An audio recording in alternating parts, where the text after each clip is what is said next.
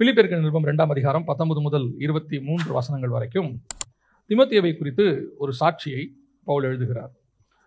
இந்த வசனத்தில் தீமோத்தேயுவுக்கு அவர் கொடுக்கிற அநேக சாட்சிகள் இருந்தாலும் அதில் மிக முக்கியமாக ஒரு விஷயத்தை நாம் கவனிக்க வேண்டியிருக்கிறது. 2 வாட்டி அதை சொல்றாரு. 19வது வசனத்தில், சீக்கிரமாய் தீமோத்தேயுவை உங்களிடத்தில் அனுப்பலாம் என்று கர்த்தராகிய இயேசுவுக்குள் நம்பி இருக்கிறேன் அப்படின்னு இருக்கு. அடுத்து 23ஆம் வசனத்தில், என் காரியங்கள் இன்னபடி நடக்கும் என்று நான் அறிந்தவுடனே அவனை அனுப்பலாம் என்று நினைத்திருக்கிறேன். ஒரு தலைவரிடத்திலிருந்து இன்னொரு இடத்திற்கு ஒரு மனுஷனை அனுப்ப அவர் முயற்சி செய்கிறார். தன்னிடத்தில் இருக்கிற ஒருத்தனை அனுப்ப முயற்சி செய்கிறார். இந்த அனுப்பப்படுகிற மனுஷன் எப்படிப்பட்டவனாக இருக்க வேண்டும், அவனுக்கு என்ன குவாலிஃபிகேஷன் என்பதுதான் இந்த இடத்துல பவுல் நமக்கு சொல்லிக் கொடுக்கிறதான மிக முக்கியமான விஷயம். அவரிடத்துல அநேக சீஷர்கள் இருக்கிறார்கள். நமக்கு எல்லாருக்குமே தெரியும், பைபிளில் பவுலிடத்தில் அநேகர் இருக்கிறார்கள். அத்தனை பேரிலும் அவர் சொல்ற ஒரு வார்த்தை, என்னை போல மனதுள்ளவன் அவனை என்று வேறு ஒருவனும் என்னிடத்தில் இல்லை அப்படிங்கிறார். அப்போ தேவன் அனுப்புகிறதற்கு, இந்த அனுப்புகிறவன் அப்படிங்கிறதுக்கு என்ன அர்த்தம் அப்படின்னு கேட்டீங்கன்னா, நீங்க அப்போஸ்தலர்கள் அப்படின்ற வார்த்தையை கவனிக்கிறீங்க இல்லையா? அப்போஸ்தலர் அப்படிங்கிற வார்த்தைக்கு என்ன அர்த்தம் அப்படின்னு கேட்டீங்கன்னா, அனுப்பப்படுகிறவர்கள். இந்த அனுப்பப்படுகிறவர்கள் எப்படிப்பட்டவர்களாக இருக்க வேண்டும் என்று வேதம் சொல்லுது. இந்த அனுப்பப்படுகிறவர்கள் ரொம்ப முக்கியம். இப்போ உங்களையும் என்னையும் கர்த்தர் அனுப்பி இருக்கிறாரு. வசனம் சொல்லுது, நீங்கள் போய் சகல ஜாதிகளுக்கும் நீங்கள் போய் அப்படின்னா என்னன்னா, கர்த்தர் நம்மளை என்ன பண்றாரு? அனுப்புறாரு. நாம் அத்தனை பேருமே அனுப்பப்பட்டவர்கள். அதுல பிரத்யேகமாக அப்போஸ்தலர்களுக்கு அப்படி ஒரு பேரே இருக்கிறது, அனுப்பப்படுகிறவர்கள் அப்படின்னு இருக்கு. அவங்க வேலையை அவங்க அந்த 1ஆம் நூற்றாண்டுல செஞ்சு முடிச்சிருக்கிறாங்க அப்போஸ்தலர்கள். இப்போ இன்னொரு காரியத்தை நீங்க பாத்தீங்கன்னு சொன்னா, அதுக்கு முன்னாடி பிதாவாகிய தேவன் இயேசு கிறிஸ்துவை பூமிக்கு என்ன செய்யறாரு? அனுப்பி வச்சிருக்கிறார். அவர் தான் தன்னுடைய குமாரனை அனுப்பி நம்மளை மீட்கும்படி. இப்போ ஒரு ஓமையில் அவர் சொல்றாரு, அநேக ஊழியர்களை அந்த தோட்டத்தின் எஜமான் அனுப்பினான். அவர்கள் ஒரு சிலரை அடித்தும், ஒரு சிலரை கொலை செய்தும், ஒரு சிலரை கல்லெறிந்தும் போட்டார்கள். கடைசியாய் என் குமாரனை அனுப்பினால் அவர்கள் பயப்படுவார்கள் என்று சொல்லி அவன் குமாரனை அனுப்பினான். அவர்களோ அந்த குமாரனை சுதந்திரவாளி என்று சொல்லி பிடித்து அடித்து கொலை செய்து போட்டார்கள். தோட்டத்துக்கு புறமே கொலை செய்து போட்டார்கள். இது யாரை பத்தி சொல்லப்பட்டிருக்கிறது? இயேசு பத்தி சொல்லப்பட்டிருக்கு. அப்ப இயேசு கிறிஸ்துவும் பிதாவினாலே நமக்கு அனுப்பப்பட்டவர். இயேசு கிறிஸ்து அப்போஸ்தலர்களை அனுப்பி வைக்கிறார். அந்த அப்போஸ்தலர்களில் ஒருத்தர் தான் யாரு? பவுல். பவுல் ஒருத்தனை அனுப்புகிறார். அனுப்பும்போது இந்த குவாலிஃபிகேஷனை எதிர்பார்க்கிறார். அதாவது எல்லாரையும் எல்லா இடத்துக்கும் நம்ம என்ன பண்ணிட முடியாது? அனுப்பிட முடியாது. நம்மகிட்ட நிறைய பேர் இருப்பாங்க, அதனால எல்லாரையுமே எல்லா இடத்துக்கும் அனுப்பிட முடியாது. ஒரு சிலர்லாம் நம்ம அனுப்பணும்னா அந்த வேலையை ஒழிச்சு கட்டாமல் விட மாட்டான். நம்ம அனுப்பின வேலையை கம்பல்சரி ஒழிச்சு கட்டிட்டு தான் மறு வேலை பார்ப்பான். நம்ம அப்புறமா யோசிப்போம், நம்ம இவனை ஏன் அனுப்பினோம், இவனுக்கு பதிலாக அவனை அனுப்பி இருக்கலாமே அப்படின்னு. இந்த அனுப்பப்படுதல், அனுப்புகிறவன் அப்படிங்கிறதுக்கு மிக முக்கியமான குவாலிஃபிகேஷன் வேணும். எல்லாரையும் கர்த்தர் அனுப்புகிறது இல்லை. கர்த்தர் எல்லாரையும் அனுப்ப விரும்புகிறார், ஆனால் எல்லாரையும் என்ன இடத்துக்கு இல்லை? அனுப்புகிறது இல்லை. இப்போ 2 பேர் தாவீதுக்கு செய்தி கொண்டு ஓடுறாங்க. உங்க எல்லாருக்கும் தெரியும். அந்த செய்தியை கொண்டு போகும்போது அப்சலோம் மரித்த செய்தியை என்ன செய்யறாங்க? கொண்டு போய் சொல்லணும். ஓடும்பொழுது யோவாபுக்கு தெரியுது யாரை அனுப்பணும், யாரை அனுப்பக்கூடாது என்று தெரிகிறது. அவன் சொல்றான், நான் போறேன். அவன் சொல்றான், இல்லை நீ போக வேண்டாம், அவன் போகட்டும் அப்படின்னு. ஏன்? அவனுக்கு செய்தியை எப்படி சொல்ல வேண்டும் என்று தெரியும். தாவீது கிட்ட போய் செய்தியை எப்படி சொல்லணும்னு தெரியும். ஏன்னா சவுல் இறந்துட்டான்னு ஒருத்தன் ஓடி போய் சொல்றான். அவனையே இவன் கொண்டுட்டான் தாவீது. அதாவது அபிஷேகம் பண்ணவர் மேல் நீ கைப்பட துணிகரம் வந்து என்னன்னு சொல்லி கொலை பண்ணிட்டான். அப்போ இவன் யோசிக்கிறான், யோவாபு எதிரி செத்ததுக்கே ராஜா இந்த மாதிரி ரியாக்ட் பண்ணான், இப்ப செத்துருக்கிறது யாரு? பையன். இப்ப போய் சொன்னா ராஜா எப்படி ரியாக்ட் பண்ணுவான்? அப்ப ராஜா கிட்ட அதை எப்படி சொல்லணும்னு இருக்கு. அந்த விஷயத்தை கன்வே பண்ணக்கூடிய ஆளு ராஜா கிட்ட சொல்றதுக்கு யோவாபு யோசிக்கிறான். அப்ப அவன் சொல்றான், இல்ல அவன் போகட்டும், நீ போகாத, உனக்கு சொல்ல தெரியாதுன்னு அவன் நினைக்கிறான். ஆனால் பின்னாடி ஓடினவன் செய்தியை சொல்லுகிறான். இந்த 2 பேர் அனுப்பப்பட்டு 2 பேர் சொல்ற செய்தியும் ஒரே செய்தி தான், ஆனா சொல்லுகிற விதம் வேறு. அவன் வேற விதமா சொல்றான், இவன் வேற விதமா சொல்றான். அதே மாதிரி தான் கர்த்தர் நம்மகிட்டையும் செய்தி கொடுத்து அனுப்புறாரு. ஒவ்வொருத்தரையும் அனுப்ப விரும்புகிறார். ஆனால் அனுப்பப்படுகிற நாம் சரியாய் செய்தி கொண்டு போய் சேர்க்கிறோமா? ஒருத்தர்கிட்ட போய் கரெக்டா சொல்றோமா? 2 காரியத்தை சொல்றோம், அதுல ஒன்னு சொல்லிட்டு ஒன்னு சொல்லாட்டி நம்ம என்ன சொல்றோம்? ஏன்பா 2 விஷயத்தை செய்ய சொன்னா என்ன, ஒன்னு மட்டும் செஞ்சுட்டு ஒன்னு விட்டுட்டு வந்துட்டிய? நம்ம ஊர்ல சாதாரணமா சொல்லுவாங்க, அவன் பயங்கர அறிவாளிங்க, ரொம்ப ஷார்ப்பு, வெட்டிட்டு வானா கட்டிட்டு வந்துருவான் அப்படிம்பாங்க. அவன் சொல்றதையும் செய்வான், சொல்லாததையும் சேர்த்து செய்வான், பயங்கர ஷார்ப் அப்படின்னு சொல்லுவாங்க. அப்ப அந்த அனுப்பப்படுகிறவன் எவ்வளவு எஃபிஷியண்டா இருக்கிறானோ அதற்கு ஏத்தா மாதிரி தான் அந்த விஷயமும் நடக்கும். அப்ப பவுல் பாக்குறாரு, எங்கிட்ட இருக்கிறதுலயே தி பெஸ்ட் யாரு அப்படின்னு பாத்தீங்கன்னா தீமோத்தேயு தான் இருக்கிறதுலயே பெஸ்ட். அவனுக்கு சில குவாலிஃபிகேஷனை அவர் சொல்லுகிறாரு. இப்போ உங்களை என்னையும் கர்த்தர் அப்படித்தான் அனுப்புகிறார், அனுப்பி கொண்டு இருக்கிறார். அப்படி அனுப்பினதுனால தான் இன்ன வரைக்கும் நம்மளை இங்க வந்து உட்கார்ந்து இருக்கிறோம். இப்போ நீங்களும் இங்கிருந்து போக வேண்டியவர்கள், உங்க வீட்டுக்கு இல்ல, தேவனுடைய காரியமாய் போக வேண்டியவர்கள். அப்ப அனுப்பப்படுகிற உங்களுக்கு என்ன குவாலிஃபிகேஷன் இருக்க வேண்டும் என்று கர்த்தர் பார்க்கிறார். முதலாவது வாசிங்க, பிலிப்பியருக்கு 2ஆம் அதிகாரம் 19வது வசனத்தை வாசிங்க. அன்றியும் நானும் உங்கள் செய்திகளை அறிந்து மனத்தேறுதல் அடையும்படிக்கு சீக்கிரமாய் தீமோத்தேயுவை உங்களிடத்தில் அனுப்பலாம் என்று கர்த்தராகிய இயேசுக்குள் நம்புகிறேன். முதலாவது, நான் அனுப்புகிறவன் சொல்லுகிற செய்தி, அவன் திருப்பி எனக்கு கொண்டு வரக்கூடிய செய்தி எப்படிப்பட்டதாக இருக்க வேண்டும்? எனக்கு மனத்தேறுதல் உண்டாக்கக்கூடியதாக இருக்க வேண்டும். அவன் திருப்பி கொண்டு வரக்கூடிய செய்தி, இல்லை அவனை பற்றி நான் கேள்விப்படுகிற செய்தி எனக்கு துக்கத்தை உண்டாக்கக்கூடாது, வேதனையை உண்டாக்கக்கூடாது. நான் என்ன ரீசனுக்காக தீமோத்தேயு உங்ககிட்ட அனுப்புறேன் தெரியுமா? அவன் திரும்பி வரும்பொழுது எனக்கு என்னத்தை கொண்டு வருவான்? மனத்தேறுதலை கொண்டு வருவான். இப்போ நீங்க எப்படி இருக்கீங்க, ஏதா இருக்கீங்கன்னு எனக்கு தெரியாது. அவனுடைய நம்பிக்கையை பாருங்க. இருக்கிறவன் தப்பா இருப்பான், எனக்கு தெரியாது. நீங்க எப்படி இருப்பீங்கன்னு எனக்கு தெரியாது. ஆனா எனக்கு ஒரு நம்பிக்கை இருக்கு. திரும்பி வரும்போது தீமோத்தேயு என்ன செய்வான் தெரியுமா? எனக்கு மனத்தேறுதல் உண்டாக்குற செய்தியை தான் கொண்டு வருவான். அவன் திரும்பி வரும்போது எனக்கு துக்கமான செய்தி கொண்டே வரமாட்டான். அப்ப என்னங்க அர்த்தம்? அங்க துக்கமா இருந்தாலும் தீமோத்தேயு வந்து பொய் சொல்லுவானா? அங்க தப்பா நடந்தாலும் தீமோத்தேயு வந்து ஐயோ இப்படி சொன்னா பவுல் வெசனப்படுவாரே அப்படின்னு சொல்லிட்டு பவுலுக்கு ஏத்த மாதிரி மாத்தி பேசுவானா? இல்ல பவுலுக்கு துக்கப்படக்கூடாது என்பதற்காக இல்லாத ஒரு காரியத்தை பவுலுக்கிட்ட சொல்லுவானா? கிடையாது. அப்ப இது என்ன குவாலிஃபிகேஷன்? நீங்கள் இன்னும் எப்படி இருக்கிறீங்கன்னு எனக்கு தெரியாது. நான் உங்களுக்கு தீமோத்தேயு தான் அனுப்பலானே இருக்கிறேன். ஆனா எனக்கு ஒண்ணு தெரியும், உங்ககிட்ட இருந்து தீமோத்தேயு எங்களுக்கு வரும்போது எனக்கு வரக்கூடிய செய்தி மனத்தேறுதல் உண்டாக்குற செய்தியாகத்தான் இருக்கும். இதுதான் தீமோத்தேயுவின் மேலே பவுல் வச்சிருக்கிறதான நம்பிக்கை. இப்போ தேவன் ஆதாமை அனுப்புகிறார், பூமிக்கு உருவாக்கி கொடுக்கிறார். ஆனால் ஆதாமை குறித்து வசனம் என்ன சொல்லுது? வாசிங்க. ஆதியாகமத்தின் புஸ்தகம் 6ஆம் அதிகாரம் 6வது வசனத்தை வாசிங்க பார்ப்போம். தாம் பூமியிலே மனுஷனை உண்டாக்கினதற்காக கர்த்தர் மனஸ்தாபப்பட்டார், அது அவர் இருதயத்துக்கு விசனமாயிருந்தது. நான் ஒரு ரீசனுக்காக ஆதாமை அனுப்பினேன், ஒரு நோக்கத்துக்காக அனுப்பினேன். ஆனா அவனை பத்தி எனக்கு வர செய்தி எனக்கு எப்படி இருக்கு? அந்த மனித சமுதாயத்தை பத்தி, அந்த அவங்கள பத்தி எனக்கு வர நியூஸ் எப்படிப்பட்டதா இருக்குது? விசனமா இருக்கு. எனக்கு அவங்க சொல்ற காரியங்கள், எனக்கு வந்து அவங்கள பத்தி சொல்ற விஷயங்கள் எனக்கு விசனமா இருக்கு. நான் நல்லா தான் உண்டாக்குனேன், நான் சந்தோஷமா தான் உண்டாக்குனேன். கர்த்தர் தான் உண்டாக்கினதை பார்த்தார், எல்லாம் எப்படி இருந்தது? நன்றா இருந்தது. நான் உண்டாக்குனது எல்லாமே எனக்கு சந்தோஷமா தான் இருந்துச்சு. நான் நல்ல நோக்கத்துக்கு தான் உண்டாக்குனேன். ஆனா ஒரு 1500 1650 80 வருஷம் கழிச்சு எனக்கு வரக்கூடிய செய்தி எப்படிப்பட்டதா இருக்கிறது? விசனமா இருக்கு. சோதோமை பத்தி எனக்கு வர செய்தி எப்படி இருக்கு? விசனமா இருக்குது. அவர் சொல்றாரு, இது உண்மைதானா? நான் இறங்கி போய் பார்க்கிறேங்கிறாரு. நான் எதிர்பார்க்கிற செய்தி வேற, என் இருதயத்துக்கு ஏற்ற செய்தி. ஆனால் எனக்கு வந்து சேரக்கூடிய செய்தி என்னை துக்கப்படுத்துகிறது. My expectation is different, what I expected. ஆனா கர்த்தர் எதிர்பார்க்கிறது வேற. இன்னைக்கு நம்ம அப்படின்னா என்ன அர்த்தங்க? அங்கிருந்து வரக்கூடிய செய்தி எல்லாம் நல்ல செய்தியா இருக்கணும் அப்படின்னா என்ன நீங்க விரும்புறீங்க? அப்படின்னா விசனமான செய்தி மட்டும்தான் இருக்கணுமா, வேற செய்தி இருக்கக்கூடாதா அப்படின்னு சொல்லி நீங்க கேட்டீங்கன்னு சொன்னா, தேவன் ஒரு காரியத்தை நம்ம கிட்ட எக்ஸ்பெக்ட் பண்றார். என்ன? நான் அனுப்புகிற இடம் தப்பான இடம் தான். நான் அனுப்புகிற இடத்துல தப்பு இருக்கும், அங்க மேபி ராங்கான சம்பவங்கள் நடக்கும். ஆனா நான் அனுப்புகிற ஆள் திரும்பி வரும்போது எனக்கு நல்ல செய்தியை கொண்டு வர வேண்டும். அப்படியானால் அந்த தப்பை சரி பண்ணி எங்கிட்ட நியூஸ் வரும்போது அது நல்ல செய்தியாகத்தான் இருக்க வேண்டும். ஏன் அவன் என்ன நினைக்கிறான்? நான் திருப்பி ராஜா கிட்ட போக போறேன், நான் ராஜா கிட்ட போகும்போது என் ராஜாவின் காதுகளில் விழுகிற செய்தி என்னவா இருக்க வேண்டும்? நல்ல செய்தியா இருக்க வேண்டும். அப்படின்னா என்ன பண்ணோம்? என் ராஜாவுக்கு துக்கமான செய்தி போகக்கூடாது என்றால் இங்க இருக்கிற தப்பை நான் சரி பண்ணிட்டேன்னா எனக்கு மீண்டும் நான் போகும்போது நான் தைரியமா சொல்லுவேன், ராஜா எல்லாரும் அங்க கரெக்டா இருக்கிறாங்க, ராஜா எல்லாம் சரியாயிருச்சு. ஏம்பா நீ போகும்போது எப்படி இருந்தாங்க? போகும்போது எப்படி இருந்தாங்களோ இல்ல ராஜா, இப்போ எல்லாம் பர்ஃபெக்ட். நீங்க விரும்பினபடி ஜனங்கள் இருக்கிறார்கள். இயேசு கிறிஸ்து பூமிக்கு வரும்பொழுது இந்த பூமியானது கெட்டு போயிருந்தது. பூமி இருண்ட காலம். வசனம் சொல்லுது, இருள் இருக்கிற ஜனங்கள் பெரிய வெளிச்சத்தை கண்டார்கள். இயேசு வரும்போது பூமி டோட்டல் டார்க்னஸ், முழு டார்க்னஸ்ல இருந்துச்சு. ஒரு பெரிய ஊழியக்காரர் அமெரிக்கால, மேரிஸ் சலூன் நினைக்கிறேன் அவருடைய பேரு, சில வருஷங்களுக்கு முன்பாக, ஒரு 30 வருஷத்துக்கு முன்பாக, 30-40 வருஷத்துக்கு முன்பாக அவர் வந்தபோது நடந்த சாட்சியை நான் கேட்டேன். அவர் இந்தியாவுக்கு மேலே இறங்க வராரு ஃப்ளைட்டில். வரும்போது அவர் சொன்ன ஒரு வார்த்தை, சாட்சி வந்து சொன்னாராம், while entering into the Indian airspace, அந்த பக்கத்தில் நான் வரும்போது நான் பார்க்கிறேன் இந்தியா முழுக்க இருளில் இருக்கிறது. இந்தியா எப்படி இருக்குது? எனக்கு ஒரு அந்தகாரத்தில் இருக்கிறதை நான் பார்க்கிறேன் அப்படின்னு சொன்னார். ஆனால் அந்த மனுஷன் ஊழியத்தை முடித்து விட்டு போகும்போது மிகப்பெரிய வெளிச்சத்தை இந்தியாவுக்கு கொடுத்து விட்டு திரும்பி போனார். மிகப்பெரிய மாற்றத்தை உண்டாக்கி விட்டு போனார். நான் போகும்போது அந்த இடம் எப்படி இருக்கிறது என்பது முக்கியம் அல்ல, நான் திரும்பி போகும்போது அந்த இடம் எப்படி இருக்கிறது என்பதுதான் கர்த்தர் என்னிடத்தில் எதிர்பார்க்கிற செய்தி. நான் போகிற இடமெல்லாம் நல்ல இடத்துக்கு தான் போவேன்னா கர்த்தர் அதுக்கு தேவையில்லை, நம்ம தேவையே இல்லை, யார் வேணாலும் போவாங்க. நான் உங்களிடத்துல நான் தீமோத்தேயுவை அனுப்ப போகிறேன். ஆனா எனக்கு ஒரு நம்பிக்கை இருக்கு, தீமோத்தேயு வரும்போது எனக்கு ஆறுதல் கொடுக்கிற செய்தியை தான் கொண்டு வருவான், துக்கம் கொடுக்கிற செய்தியை கொண்டு வரவே மாட்டான். இன்னைக்கு நம்ம கிட்ட இருக்கக்கூடியதான ஒரு குவாலிட்டி என்ன, அல்லது நம்ம கிட்ட இருக்கக்கூடியதான ஒரு சால்ஜாப்பு என்ன, எக்ஸ்கியூஸ் என்ன?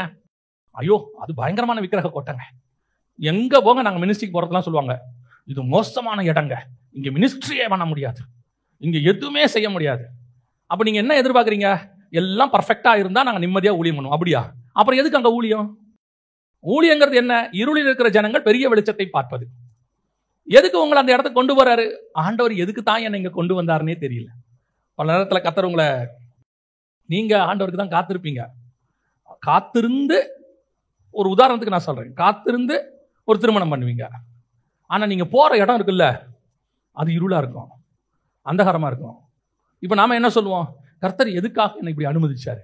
ஒருவேளை தேவசித்தம் இல்லையோ, ஒருவேளை ஆண்டவர் என்னை இங்கே கொண்டு வந்து இப்படி பிடிச்சி கொடுத்துட்டாரோ, நான் ஏன் இப்படி நடந்தது, எதுக்காக இப்படி நடந்தது? ஆண்டவர் என்ன சொல்கிறாரு, எனக்கு தெரியாமல் இது நடக்கலை, நான் நினச்சிருந்தா அதை என்ன பண்ணியிருப்பேன், நடக்கும்போதே தடுக்க என்னால் முடியும். பாபேல் கோபுரத்தை கட்டுறதை தடுத்த நான் உன் குடும்பத்தை கட்டுறதை தடுக்க மாட்டேனா? அவ்வளோ பெரிய கோபுரத்தை தடுத்துட்டேன், உனக்கு ஒரு கல்யாணம் நடக்கும் போது தடுக்க மாட்டேன், தடுக்க முடியாதா? ஆண்டவர்கிட்ட அப்படி ஒரு வழியே இல்லையா? ஆண்டவர் நினைச்சாருன்னா எதை வேணாலும் செஞ்சிருவாரு. சர்வ வல்லமை உள்ள தேவன். சீரியர் பாளையத்தையே ஒரு நாள் நைட்டில் க்ளோஸ் பண்ணி அமுச்சு விட்டாரு. உங்களுக்கு கல்யாணம் நடக்கிறத தடுக்க மாட்டாரா? ஏன் அனுமதி கொடுத்தாரு? ஒரு காரணம் நான் சொல்றேன். இது ஒரு காரணம், ஒரு வகையான காரணம். அங்கே இருள் இருக்கிறது என்று கர்த்தருக்கு தெரியும். ஆனால் நீ போனால் எனக்கு ஆறுதல் செய்தி அந்த குடும்பத்திலிருந்து கொண்டு வருவாய் என்கிற நம்பிக்கையில் நான் உன்னை அங்கே அனுப்பி வைத்திருக்கிறேன். You can change that family. உன்னால் அந்த குடும்பத்தை மாற்ற முடியும். ஐயோ இங்க பயங்கர அந்தகாரம், பிரச்சனை, போராட்டம், இங்க இருக்கவே முடியாது. கர்த்தர் சொல்றார், தெரியும், எனக்கு தெரிஞ்சுதான் உன்னை கொண்டு போய் நடுவில் உட்கார வச்சிருக்கிறேன். ஏன் நடுவில் உட்கார வச்சிருக்கிறேன்? அந்த இடம் தப்பா இருக்கு. ஆனா ஒரு நாள் நான் வரும்பொழுதோ அல்லது நீ என்னிடத்தில் வரும்பொழுதோ ஒரு ஆறுதல் செய்தி வரும். அந்த முழு குடும்பமும் ரட்சிக்கப்பட்டு விட்டது என்று கர்த்தர் உன் மூலமாக அந்த செய்தியை கொண்டு வருவார். அதுக்கு தான் கர்த்தர் உங்களை அனுப்பி வச்சிருக்கிறார். கர்த்தர் எல்லா இடத்தையும், இப்ப பாருங்க, ராணுவத்தை எங்க அனுப்புவாங்க? கண்டிப்பா எங்க பிரச்சனை இருக்குதோ அங்க ராணுவம் இருக்கும். எங்க பார்டர் பிரச்சனை இருக்குதோ அங்க ராணுவம் கண்டிப்பா இருக்கும். தேடி பிடிச்சி அனுப்புவாங்க. இப்ப மணிப்பூர்ல போய் பாருங்க, முழுக்க ராணுவம் இருக்கு. எதுக்கு அங்க அனுப்புறாங்க? பேட்ச் பேட்சா போயிட்டு இருக்கு ராணுவம். இப்ப எல்லா பக்கத்துல இருந்தோம். எதுக்கு போகுது? பிரச்சனை இருக்கு, அதனால ராணுவம் போகுது. கர்த்தர் எதுக்கு என்ன அனுப்புறாரு? பிரச்சனையே இல்லாத இடத்துல சுமூகமா சந்தோஷமா வாழ்றதுக்கு என்ன அனுப்புறாரா? அதுக்கு தானா? அப்படின்னா இஸ்ரவேல் ஜனங்களை கானான் தேசத்துக்கு எதுக்கு அனுப்புறாரு? அங்க போன உடனே கானான் தேசத்துல என்ன பண்ணிருக்கணும் ஆண்டவர்?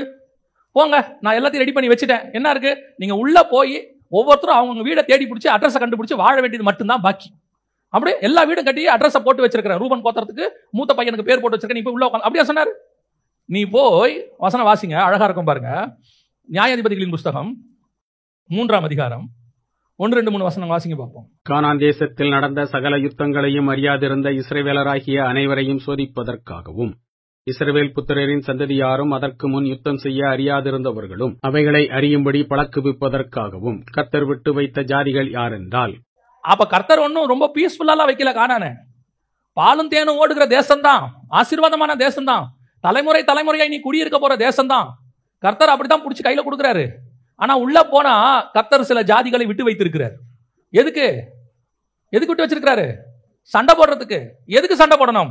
நீ யுத்தத்துக்கு பழக்க வைப்பதற்காக. கர்த்தர் ஏதோ ஒரு காரியத்தையும் நம்மை அனுப்பும் பொழுது இப்ப என்ன வரும்? ஒரு காலகட்டம் வரும், எல்லா ஜனங்களையும் துரத்தியாகி விட்டது, தேசம் வசமாகி விட்டது, எல்லைகளை சுதந்திரித்து விட்டோம் என்கிற நல்ல செய்தியை இஸ்ரவேல் ஜனங்கள் கொண்டு வருவார்கள் என்கிற நம்பிக்கை தேவனுக்கு இருந்தது. கர்த்தர் விரும்புகிறது அதுதான். God send you to the particular place. குறிப்பிட்ட இடத்துக்கு உன்னை அனுப்புகிறார். எதுக்கு? சொபிஸ்டிகேட்டடா வாழ்றதுக்கு இல்ல. கர்த்தர் யுத்தத்துக்கு பழக்க வைப்பார். எதுக்கு உன்னை அங்க அனுப்புகிறார்? நீ போய் அந்த இடத்தை சரி பண்ணி எனக்கு ஒரு ஆறுதலான செய்தியை கொண்டு வருவாய். அங்க இருக்கிறவர்களை நீ எனக்காக திருப்பினாய், எனக்காக மாற்றினாய். அந்த இடம் மாறிவிட்டது. ஒரு பெரிய கம்யூனிஸ்ட் தேசத்துல ஒரு தேவ மனுஷனை கர்த்தர் அனுப்புகிறார். அனுப்புனா அந்த தேவ மனுஷன் போகும்போது கர்த்தர் சொல்றாரு, 100 பைபிள் எடுத்துட்டு போன்னு சொல்லி. பைபிள் உள்ள வச்சிருந்தாலே அவனுக்கு கொண்டுடுவாங்க. அப்படி ஒரு தேசம். 100 பைபிள் எடுத்துட்டு போன்றார் ஆண்டவர். எப்படி எடுத்துட்டு போறது? ஆண்டவர் சொல்றாரு, பெட்டியில வச்சு எடுத்துட்டு போ. வெறும் பெட்டியில எடுத்துட்டு போ. ஆண்டவர் லீட் பண்றாரு. இவர் பெட்டியில வச்சு அப்போ உள்ள ஒரு கார்ல பின்னாடி டிக்கியில வச்சு கொண்டு போறாரு. போகும்போது இவருக்கு பக்கு பக்குன்னு இருக்குது. ஏன்னா இவர் எங்கேயும் மறைச்சு வைக்கல, ஒன்றும் வைக்கல, நார்மலா பெட்டியில வச்சு கார்ல வச்சிருக்கிறார். இப்போ ஆண்டவர் சொல்றாரு, போ. அங்க போய் நிறுத்துறாங்க, செக் போஸ்ட்ல நிறுத்துறாங்க, காரை ஃபுல்லா செக் பண்றாங்க. இவர் கார்லயே உட்காந்துருக்காரு, சோத்திரம் சோத்திரம் மனசுல சொல்லிட்டு இருக்கிறார். போய் திறக்கிறாங்க, பாக்குறாங்க, பெட்டியை திறக்கிறாங்க, திருப்பி பெட்டியை மூடுறாங்க, காரை மூடுறாங்க. சரி போங்க சார். என்னடா நடந்துச்சு, என்ன நடந்துச்சு? உள்ள போய் பார்த்து இவர் போய் இறங்குறாரு, பைபிள் அப்படியே இருக்கு. இவரு ஆண்டவர்கிட்ட கேட்கிறாரு, ஆண்டவர் சொன்னாரு, அதெல்லாம் நான் பாத்துக்கிறேன், நீ போ உள்ள. இவருக்கு பெரிய சந்தோஷம். ஓ, ஆண்டவர் பைபிளை மறைச்சு நம்மளை கூட்டு வந்திருக்கிறாரு, மிராக்கிள் அப்படின்னு. உள்ள போய் அங்க ஆண்டவர் சொன்ன ஆட்களுக்கெல்லாம் பைபிள் டிஸ்ட்ரிபியூட் பண்ணி எல்லாம் பண்ணா இவரை பிடிச்சி விட்டாங்க, சுவிசேஷம் சொன்னாருன்னு. இவருக்கு ஒரு பெரிய நம்பிக்கை, பைபிளை மறைச்ச ஆண்டவர் நம்மளையும் மறைப்பாரு. சாத்துனாங்க. ஆண்டவரே, பைபிளையே மறைச்சு மொத்தமா கூட்டு வந்து எதுக்கு இவனுங்கிட்ட என்ன பிடிச்சி கொடுக்கத்தானா? சில நேரத்தில் ஆண்டவர் பார்த்தீங்கன்னா அமைதியா இருப்பாரு. நீங்க கேட்கிற நேரத்துக்குலாம் பதில் உடனே வராது. நம்ம எக்ஸ்பெக்ட் பண்ற நேரத்துக்கு இதோ என் நேசகுமாரன், இவரில் நான் பிரியமா இருக்கிறேங்கிற சத்தம்லாம் ஒன்றும் கேட்காது. அமைதியாக இருக்கும். இவரும் எதுக்கு ஆண்டவர் என்ன பிடிச்சி கொடுத்தீங்க, பைபிளெல்லாம் காப்பாற்றுனீங்க, என்ன பிடிச்சி கொடுத்தீங்களே அப்படின்னு சொல்லிட்டு பிடிச்சாரு. உள்ளே வச்சாங்க, அடித்தாங்க, போட்டு 1 மாசமா உள்ளே இருக்காரு.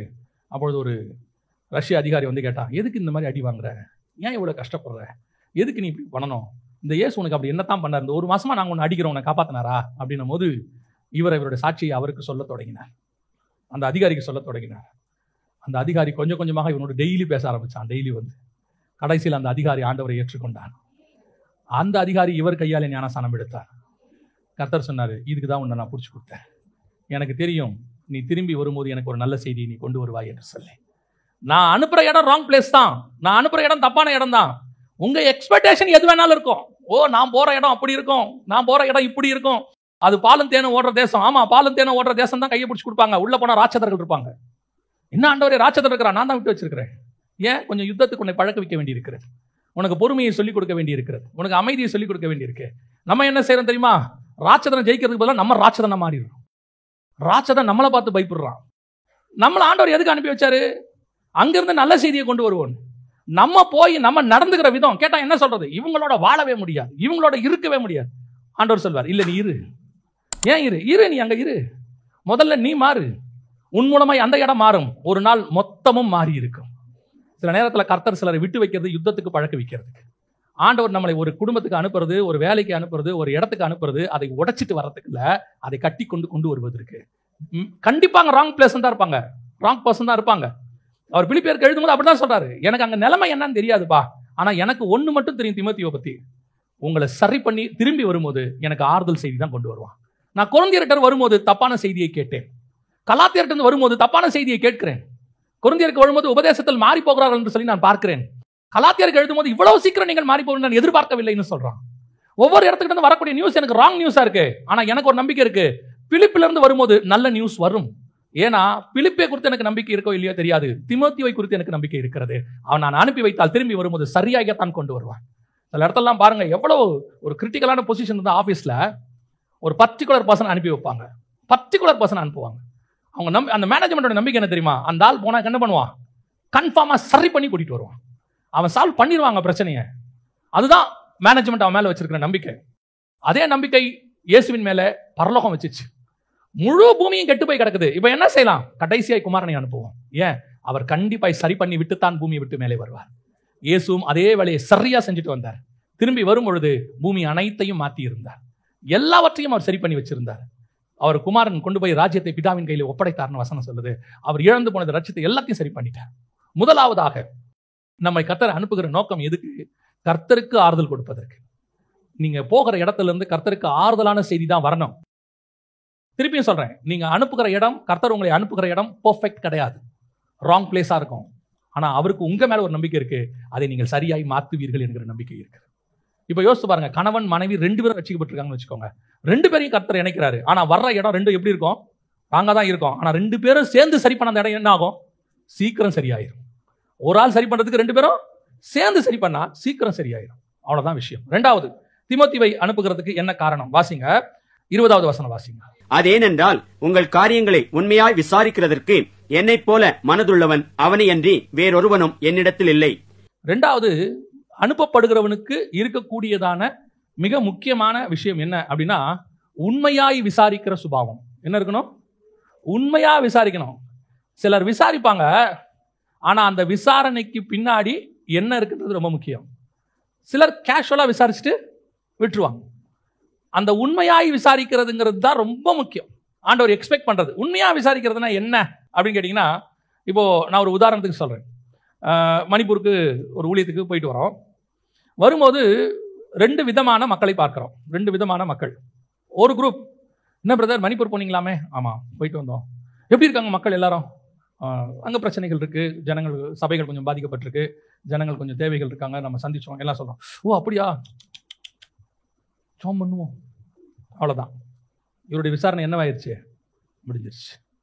இப்போ இவருடைய விசாரணைக்கு பின்னாடி என்ன இருந்துச்சு, இவருடைய விசாரணைக்கு பின்னாடி என்ன இருந்துச்சு, சும்மா ஒரு பேருக்கு விசாரிச்சாச்சு, அவ்வளோதான். அந்த 4 உச்சி கொட்டினார்ல, இதுதான் அவருடைய பரிதாபம். மணிப்பூர் மேலே அவருக்கு பாரம் எவ்வளோ இருந்துச்சு. நான் ஒரு எக்ஸாம்பிளுக்கு இப்போ மணிப்பூர்ன்றதுனால சொல்கிறேன், பொதுவாக சொல்கிறேன். எந்த ஒரு விசாரணையுமே, இப்போ ஒருத்தர் நமக்கு தெரிஞ்ச ஒருத்தர் பாதிக்கப்பட்டாங்க, உடனே அவங்க என்னாச்சு, அவங்களுக்கு அடிக்கப்பட்டாலும் அப்படியா, பாவம். சரி, அப்புறம் எப்போ சாப்பிட போகிறோம்? இவ்வளோதான் இவன் விசாரிப்பு. இவனுடைய மொத்த விசாரிப்பு அவ்வளோதான். ஆனால் இதே மணிப்பூருக்கு இன்னொரு குரூப் இருக்கு. ஒரு ஊழியக்காரரை பார்த்தேன், நான் பார்த்ததை சொல்கிறேன், கோயம்புத்தூர்லேருந்து. அவர் மிக கடினப்பட்டு இங்கேருந்து புறப்பட்டு அங்கே போய் அவர் எப்படி எப்படிலாம் வந்தார் நான் சொல்ல விரும்பலை, தேவையும் இல்லை நமக்கு. அவ்வளோ கஷ்டப்பட்டு அந்த ஜனங்களை போய் சந்தித்து அவங்களுக்கு தன்னுடைய தேவைகள், அவங்களோட தேவைகளை சந்தித்து, நான் சொல்லுவேன் அந்த இடத்துக்கு போயிட்டு வர்றது ஒரு வகையில் உயிரை பணையம் வைக்கிற விஷயம். அது எப்படி கிராஸ் பண்ணி எப்படி போகணுங்கிறதுலாம் சாதாரணமான விஷயம் இல்லை. அதை அவர் செஞ்சுட்டு திருப்பி வந்து சென்னைக்கு வரார். அவரை பார்க்குறோம், அவர் சொல்கிறார், விசா போனோம், பார்த்தோம், இந்த மாதிரிலாம் செஞ்சோம். இப்போ இவருக்கும் மணிப்பூர் விஷயம் கேள்விப்பட்டாரு, நம்மகிட்ட ஒருத்தர் கேட்டாரு, அவரும் கேள்விப்பட்டாரு. 2 பேர் விசாரிக்கிறதுக்கு என்ன இருக்குது? வித்தியாசம் இருக்குது. உண்மையாய் விசாரிக்கிறவன் அவன் விசாரிக்கும் போது அவன் இருதயம் அங்கே போய்விடும். ஏதோ ஒன்று செய்யணும், ஏதோ ஒன்று பண்ணணும். அவன் செய்யறானோ இல்லையோ அவன் இருதயத்தில் ஒரு பாரம் வந்துடும். அவன் ஊக்கமா ஜெபம் பண்ணுவான், அழுவான், உபவாசிப்பான். ஏன்னா அவனால் அவ்வளோதான் முடியும்னு வச்சுக்கோங்க. எல்லாராலையும் எல்லாம் செய்ய முடியாது, எல்லாரும் அங்கே மணிப்பூருக்கு போயிட முடியாது, எல்லாரும் உதவி செய்யவும் முடியாது, எல்லாருக்கும் அப்படி வாய்ப்பும் இல்லை, அது அவங்க கிட்ட பலனும் இல்லை. ஆனா கேள்விப்பட்ட உடனே ஒரு ஃபாஸ்டிங் போடுறான் பாருங்க, உண்மையா அழுகுறான் பாருங்க. அதைத்தான் கர்த்தர் சொல்றாரு, உண்மையாய் விசாரிக்கிறவன். அவனுடைய விசாரணைக்கு பின்பாக ஒரு உண்மை இருக்கிறது. சிலர் தீர்ப்பை முடிவு பண்ணிடுவான், அதுக்கப்புறம் விசாரிப்பாங்க, சொல்லுங்க. ஆனா அவன் மைண்ட்ல ஏற்கனவே என்னவாயிருச்சு? தீர்ப்பை ரிஜிஸ்டர் பண்ணிட்டாங்க, இவருக்கு தான் சாதகமா நம்ம பேச போறோம்னு முடிவு பண்ணிட்டாங்க. நீங்க உட்காந்து நீங்க பேசுங்க, அவங்க கேட்டே இருப்பாங்க. நீங்க என்ன பேசினாலும் கடைசியா முடிவு யாருக்கு தீர்ப்பு கொடுப்பாங்க? இவங்க சைடு கூட. இதுக்கு பேர் என்ன கிடையாது?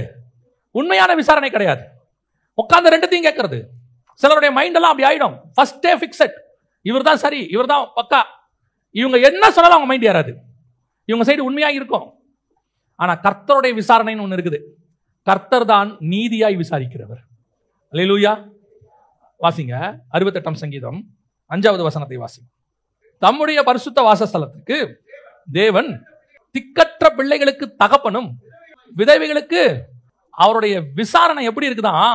ஒருத்தன் பாதிக்கப்பட்டானா தகப்பனா இருந்து விசாரிக்கிறாராமா. அவர் விசாரிக்கும் போது ஜட்ஜா இருந்து விசாரிக்கிறது ஒரு பக்கம், ஆனா பாதிக்கப்பட்டவன் சைட்ல எப்படி இருக்கிறாரா? தகப்பனை போல இருந்து விசாரிக்கிறாராம்.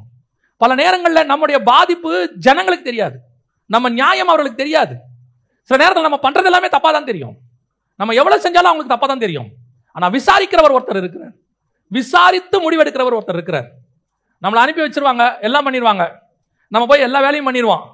கடைசியா என்ன தெரியுமா சொல்லுவாங்க? மேல இருந்து அந்த ஆள் ஒன்றும் சரியில்லைங்க, வேலையில்லைன்றான். நம்ம உண்மையா தான் பண்ணியிருப்போம். அந்த போர்டு என்ன முடிவு எடுக்கும் தெரியுமா? அந்த மேல இருக்கிற டைரக்டர்ஸ் என்ன சொல்றாங்களோ அதை தான் அவங்க ஏத்துப்பாங்க. உடனடியா இவனை வேலையில இருந்து தூக்கிடுவாங்க, உடனே தூக்கிடுவாங்க, விசாரிக்கவே மாட்டாங்க. உடனே பேப்பர், நீங்க ஒரு 3 மாசத்துக்குள்ள 1 மாசத்துக்குள்ள நீங்க உடனே ரிசைன் பண்ணிட்டுங்க, பேப்பர் போட்டுருங்க. இப்போ இவர் கேட்பாரு, எதுக்கு? நான் நல்லா தானே ஒர்க் பண்ணேன், நான் இல்ல உங்க மேல கொஞ்சம் அலிகேஷன்ஸ் வந்திருக்குது. அப்ப அவர் சொல்வாரு, இல்லையா நீங்க என்ன விசாரிக்கவே இல்லையே, ஒன்னும் விசாரிக்கல, நாங்க விசாரிச்சிட்டோம் ஏற்கனவே. அவங்க அவன் யாரா இருப்பான்? நமக்கு எதிரியா இருப்பான், பேசுனதெல்லாம் அகைன்ஸ்டா இருக்கும். அப்ப விசாரிக்கிறவர் எப்படிப்பட்டவன்? அவன் சொல்றதை நம்புறவன், நம்ம சொல்றதை அவன் ஏறாது. சில நேரத்தில் சொல்லுவாங்க, ஏழையின் சொல் ஏற்றுக்கொள்ளப்படாது. சில நேரத்தில் அப்படி நம்ம ரிஜெக்ட் பண்ணிடுவாங்க, விசாரிக்காம ரிஜெக்ட் பண்ணிடுவாங்க. அப்ப ஆண்டவர் பார்க்கிறாரு, நான் அவர்கள் விசாரிக்கிற விதமாய் விசாரிக்கிறவன் அல்ல. உன்னுடைய காரியங்கள் மனுஷனுக்கு தெரியாமலேயே போகலாம், சில நேரத்தில் நம்மளால தெரியப்படுத்தவே முடியாது. அப்படியே அது ஹிடன் ட்ரூத்தாவே இருக்கும். சில ஹிடன் ட்ரூத்னுவாங்க, மறைவான உண்மையாக இருக்கும். ஆனா கர்த்தர் சொல்றாரு, நான் நீதியாய் விசாரிக்கிறவன், என்னுடைய விசாரணை வேற விதமாக இருக்கும். வாசிங்க 11:4 வாசி. நீதியின்படி ஏழைகளை விசாரித்து யதார்த்தத்தின்படி. அப்ப கர்த்தருடைய விசாரணை ரொம்ப வித்தியாசம். என்னுடைய பர்சனல் ஒப்பீனியன் என்ன ரீசன் அப்படின்னு சொன்னா, என்னுடைய நீதியை மனுஷனால் தீர்க்க முடியுமான்னு எனக்கு நம்பிக்கை இல்லை. அவங்க நல்லவங்க தான், பட் நான் சொல்றதை அவரால் முழுசா புரிஞ்சுக்க முடியுமான்னு தெரியாது. ஆனா எனக்கு ஒரு நீதி உள்ள நியாயாதிபதி இருக்கிறார், அவர் என்னை நீதியாய் விசாரிக்கிறவர். ஏன் தெரியுமா? இப்ப நம்ம போய் ஒரு ஜட்ஜி கிட்ட சொல்றோம், அவர்கிட்ட நம்மளால கரெக்டா கன்வே பண்ண முடியுமான்னு தெரியல, இல்ல நம்ம நியமிக்கிற வக்கீல் கரெக்டா கன்வே பண்ணுவாரான்னு தெரியல. ஜட்ஜி என்ன செய்வாரு? அவங்க சொல்றதை வச்சுதான் என்ன கொடுப்பாரு? தீர்ப்பு கொடுக்க போகிறாரு. சோ நம்மளோட நீதியை நம்மளாலேயே சரியா சொல்ல முடியுமான்னு தெரியாது. சிலர் செய்யாமையே வாய்ஜாலத்திலே ஓட்டுவான், சிலர் செஞ்சிடுவான், அவனுக்கு வாய்ஜாலமே இருக்காது, அதை ப்ரொபகண்டா பண்ண தெரியாது, எக்ஸ்போஸ் பண்ண வேண்டிய அவசியம் இல்லை என்ன கேட்டா. ஆனா அவனுக்கு எக்ஸ்போஸ் பண்ணவும் தெரியாது. அவனை பார்த்தா எல்லாரும் சொல்லுவாங்க, இவருக்கு என்னங்க சும்மா அவர் ஏதாவது செஞ்சாராம்பா, அவன் உண்மையிலே செஞ்சிருப்பான், அது யாருக்குமே தெரியாது. அவன் 10 ரூபாய் 5 ரூபாய் கொடுத்துருப்பான், இவன் 5000 ரூபாய் திருடிட்டு 50 ரூபாய் கொடுத்துருப்பான். இவன் 5000 ரூபாய் திருடுன தெரியாது, 50 ரூபாய் கொடுத்தது தெரியும். அவன் அவங்ககிட்ட காசுல உண்மையா 5 ரூபாய் கொடுத்துருப்பான், அது வெளியவே தெரியாது. அப்ப என்ன ஆகும், ஒரு நாள் நம்முடைய நீதி மறைக்கப்பட்ட மாதிரி இருக்கும். நான் சொல்றதெல்லாம் உதாரணம். இதே மாதிரி நல்ல விஷயம் உங்க குடும்பத்தில் உங்களுக்கு நடந்திருக்கும். நீங்க செய்த நல்லது எதுவுமே கண்ணுக்கு தெரிஞ்சிருக்காது. நீங்க மாசம் மாசம் ஏதாவது உங்க வீட்டுக்கு செய்வீங்க, உங்க அண்ணனுக்கு செய்வீங்க, தம்பிக்கு செய்வீங்க, அது வரவே வராது. அவன் திடீர்னு 1 கிலோ ஸ்வீட் வாங்கிட்டு வருவான். என்ன சொல்லுவாங்க தெரியுமா? அவன் வரும்போதெல்லாம் ஸ்வீட் வாங்கிட்டு வருவான் தெரியுமா? இது வெறும் கையை வீசிட்டு வரும். அந்த குடும்பத்துக்கு அரிசி நம்ம தான் வாங்கி போட்டிருப்போம், அது யாருக்குமே தெரியாது. அந்த ஒரு ஸ்வீட் இருக்குல்ல, அதுவும் அவனை எப்படி எடுத்துட்டு வருவான் தெரியுமா? எல்லார் இதுலையும் கவரில் பிடிச்சி தூக்கிட்டு வருவான். நம்ம வாங்கி போடுற அரிசியை நம்மளே கொண்டாட மாட்டோம், எவனா கொண்டாந்து போட்டு போயிருப்பான். நம்ம கொண்டு வந்து ஒன்றுமே தெரியாது. பார்க்குறவங்களுக்கு எப்படி இருக்குன்னு தெரியுமா? இதென்ன சும்மா இருந்தாலும் எதுவுமே செய்யல. ஆனால் ஒருத்தர் மேலே உட்காந்து எப்படி விசாரிக்கிறா? நீதியின்படி ஏழைகளை விசாரிக்கிறார்.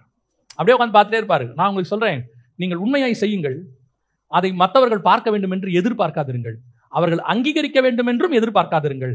நமக்கு நியாயம் செய்கிறவர் ஒருத்தர் இருக்கிறார், நம் கிரியைக்கு தக்கதான பலனை அவர் கொண்டு வந்துட்டு இருக்கிறார். நான் செஞ்சேங்க, என் குடும்பத்துக்கு நிறைய செஞ்சேன், ஆனா யாருமே எனக்கு மதிக்கல, யாருமே எதுவுமே செய்யல அப்படின்னு நம்ம சொல்லிட்டே இருக்கிறோம்ல. உண்மைதான், நம்ம அக்கா தங்கச்சிகளுக்கு செஞ்சிருப்போம், அண்ணன் தம்பிங்களுக்கு செஞ்சிருப்போம், என் நண்பர்களுக்கு செஞ்சிருப்போம், எதுவுமே ரிஜிஸ்டர் ஆயிருக்காது. ஏன் குடும்பத்துக்கு செய்வோம், நம்மளே குடும்பத்துக்கு இறங்கி எல்லாம் செய்வோம், எதுவும் ரிஜிஸ்டர் ஆகாது. சிலர் செய்யறது வெளியே நல்லா தெரியும், நம்ம செய்யறது சில நேரத்தில் தெரியாது. அப்ப என்ன சொல்லுவாங்க? அது ரிஜிஸ்டர் ஆகாததுனால நம்மளை பத்தி பேசும்போது நமக்குன்னு நியாயம் பேசுறதுக்கு ஒருத்தருமே இருக்க மாட்டான், ஒன்றும் இருக்க மாட்டான். ஆனா ஒருத்தர் நியாயம் இருப்பாரு. அவர்கிட்ட எல்லாமே ஜீவ புஸ்தகத்தில் அப்படி எழுதி வச்சிருக்கிறார், லைனா எழுதி வச்சிருக்கிறார் வரிசையா. நீ என்னென்னலாம் பண்ண, மனுஷன் உன்னை எப்படி இப்படிலாம் ரிஜெக்ட் பண்ணா, நீ செய்யறது எதெல்லாம் மனுஷன் கணக்கில் வரல, ஆனா அத்தனையும் என் கணக்கில் வந்திருக்கு. அதுக்கு தான் ஆண்டவர் சொல்றாரு, நான் வரும்போது அவன் கிரியைக்கு தக்கதான பலன் என்னோடு கூட வருகிறது. என்னோடு வருது, நான் கண்டிப்பா கொண்டு வரேன். நீ அவன் அங்கீகரிக்கணும்னு செய்யவே செய்யாத, நீ செஞ்சுக்கிட்டே இரு. அங்கீகரிக்கிறவர் ஒருத்தர் இருக்கிறார். இவன் அங்கீகரிக்கிறான்ல, இவன் நாளைக்கே திருப்பி உன்னை திட்டினாலும் திட்டுவான். இன்னைக்கு உங்களை புகழ்றான்ல, நாளைக்கு அவன் என்ன செய்வான்? திட்டவும் செய்வான்.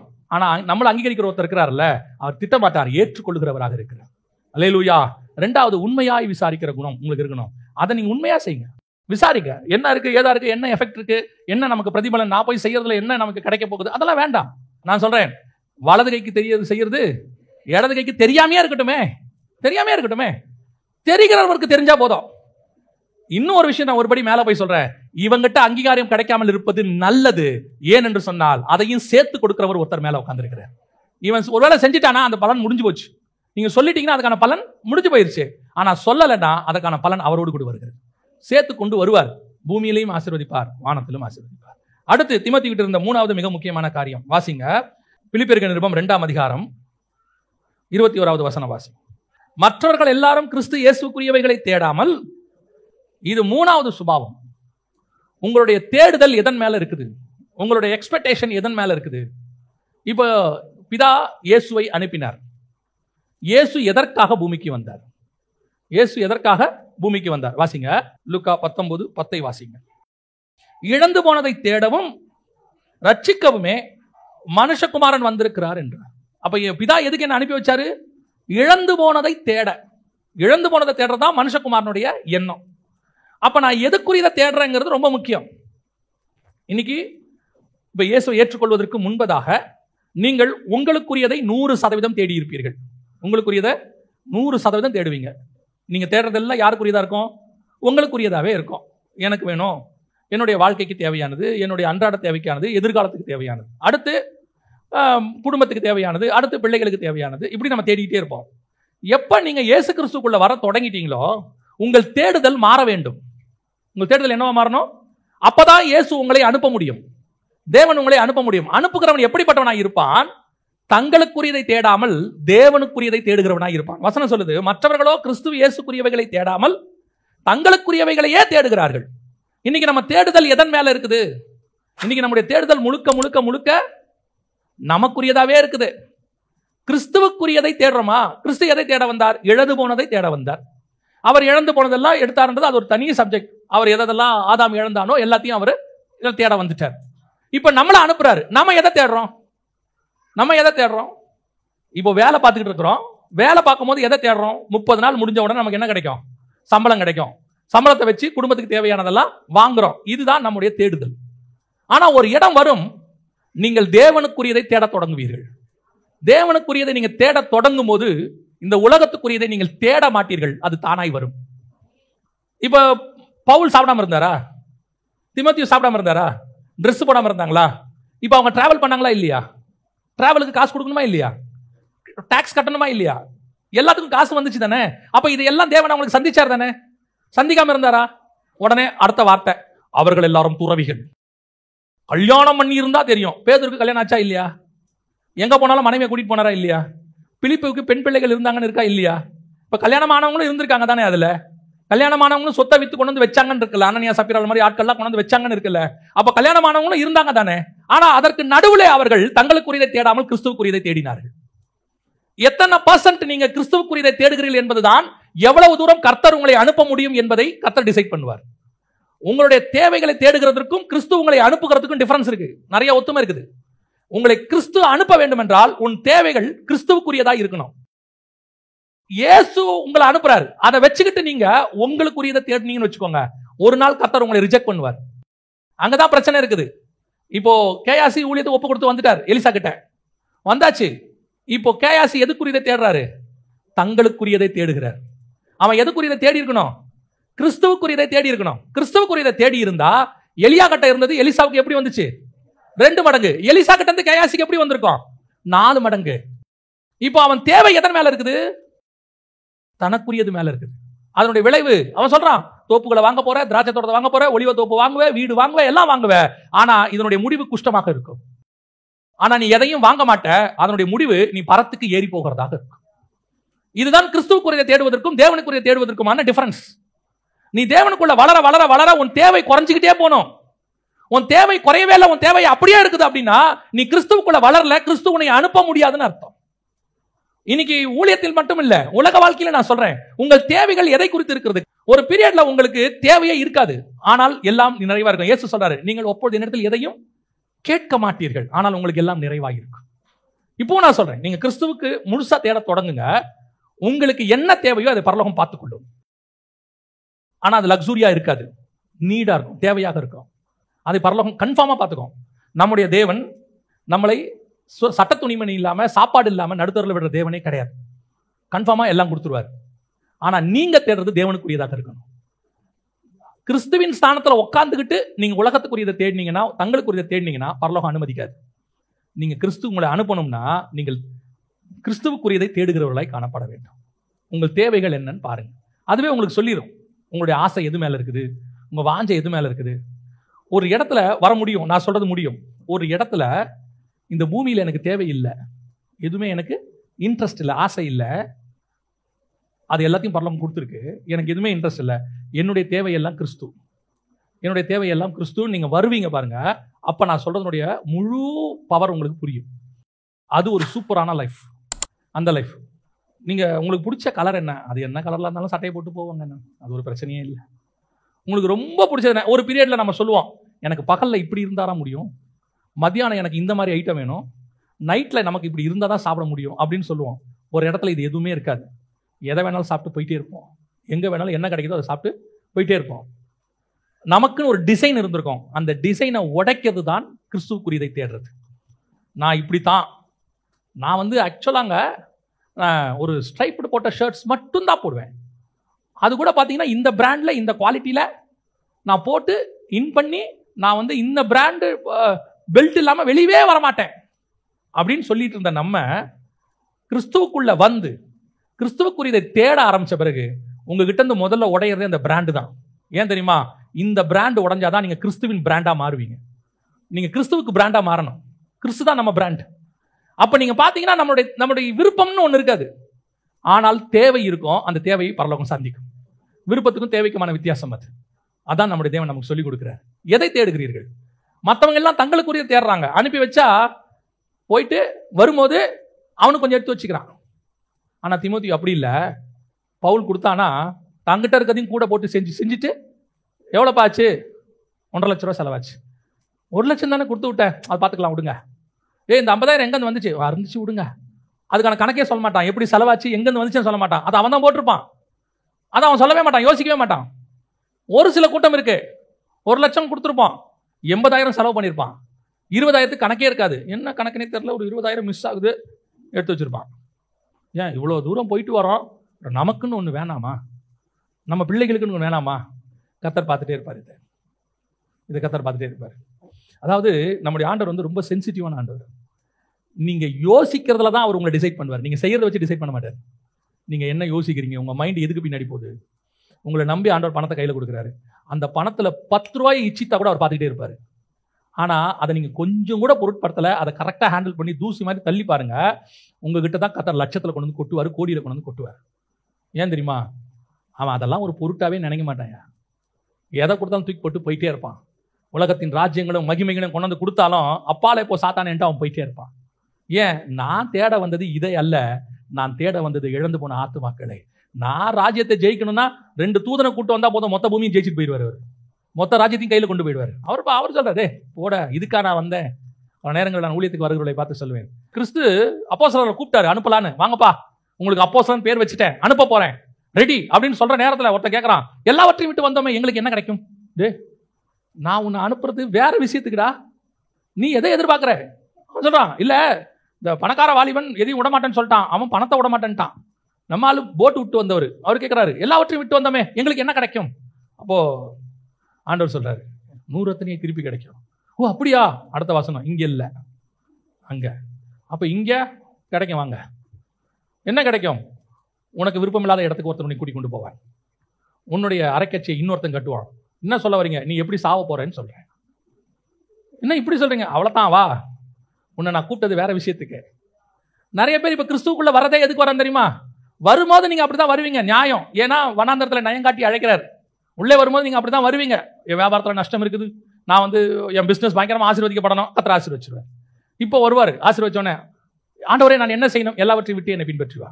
அப்புறம் எதுக்கு இதெல்லாம் கொடுத்தீங்க? நீ பிள்ளை உள்ளே வர மாட்டியா? வந்தாச்சு இல்ல, வந்தாச்சு. நல்லா ஸ்வீட் சாப்பிட்டியா? சாப்பிட்டாச்சு. ஒரு டாக்டர் இருந்தார், அவர் சொன்னார், என்னென்ன வேணுமோ எல்லாம் சாப்பிட்டுக்கோங்க அப்படின்னாரு. அவர் அப்படி தான் சொன்னார். என்னென்ன வேணுமோ எல்லாம், இந்த ஹெல்த் ட்ரிங்க்னு ஒன்று குடிப்பாங்கல்ல, உடம்பு குறைக்கிறதுக்கு ஹெல்த் ட்ரிங்க்னு ஒன்று குடிக்கிறாங்க எல்லாரும். போன உடனே சிக்கன் மட்டன் கிட்டன் எல்லாம் வச்சுருக்காங்க. நான் நினச்சேன் நல்ல ஹெல்த் ட்ரிங்காக இருக்குது, இந்த மெத்தட் நல்ல மெத்தடாக இருக்குது. சிக்கன் லிட்டரலாகவே அன்றைக்கி கறி குழம்பு மீன் எல்லாம் வச்சுருக்காங்க, சூப்பராக இருக்கே, நம்ம இந்த ஹெல்த் ட்ரிங்கை ஃபாலோ பண்ணலான்னு சொன்னேன். அப்போ அவர், ஐயா நல்லா சாப்பிடுங்கயான்னாரு. எல்லாம் சாப்பிட்டு முடிச்சோன்னு சொன்னார், ஐயா நாளையிலேருந்து எதுவுமே கிடையாது, நாளையிலேருந்து ஃபுல் ரெஸ்ட்ரிக்ஷன், நான்வெஜ்லாம் தொடப்படாது. அதுக்கு தான் இன்றைக்கி உங்களுக்கு என்ன செஞ்சோம், எல்லாத்தையும் கொடுத்து கடைசியாக உங்களை நல்லா சாப்பிட வச்சோம் அப்படின்னாரு. அந்த மாதிரி தான் சில நேரத்தில் ஆண்டவர் உங்களுக்கு என்ன பண்ணுறாரு, ஃபுல் மீல்ஸ் போட்டு தான் கூப்பிட்டு வர்றாரு. உங்கள் கடன் அடைக்கப்படுகிறது, உங்கள் வியாபாரம் ஆசீர்வதிக்கப்படுகிறது, நீங்கள் கேட்டது நடக்கிறது. சோத்திரம், பிரைஸ் தி லார்ட், ஹல்லேலூயா. ஆண்டவரே நான் உமக்கு ஏதாவது செய்ய வேண்டும், என்ன செய்ய வேண்டும்? எல்லாவற்றையும் விட்டு என்னை பின்பற்றி வா. அப்புறம் எதுக்கு கொடுத்தீங்க? அப்போ கொடுத்தா தான் நீ வருவ. இப்போ நீ எல்லாத்தையும் விடு. இதுவரைக்கும் நீ தேடினது உனக்குரியது, இனிமேல் தேட வேண்டியது எனக்குரியது. நான் உன்னை அனுப்ப வேண்டும் என்றால் முதல்ல உனக்கு இருக்க வேண்டிய சுபாவம், 3வது கிறிஸ்துவுக்குரியதை தேடணும். கிறிஸ்து இழந்து போனதை ரட்சிக்கும்படி வந்தார். அவர் இருக்கிறதை எடுத்துக்கொள்ள வரவில்லை, இழந்ததை மீட்க வந்தார். இன்னைக்கு நாம எல்லாருமே எதை விரும்புகிறோம்? எதெல்லாம் இழக்க போகிறோமோ அதை தான் விரும்புகிறோம். நீங்கள் இந்த பூமியை விட்டு போகும்போது எதெல்லாம் இழக்க போகிறீங்களோ அத்தனையும் விரும்புகிறீங்க. ஆனால் எதை விரும்புகிறோம்? இந்த பூமியிலிருந்து எதெல்லாம் இழந்திருக்கிறோமோ அதை நாம் விரும்புவேன். கடைசியாக ஒரு காரியம் நான் சொல்லிவிட்டு முடிக்கிறேன். வாசிங்கள், தீமோத்தேயுவுக்கு இருந்த 4வது குடம், பிலிப்பியர்கள் நிருபம் 2ஆம் அதிகாரம் 22வது வசனத்தை வாசி.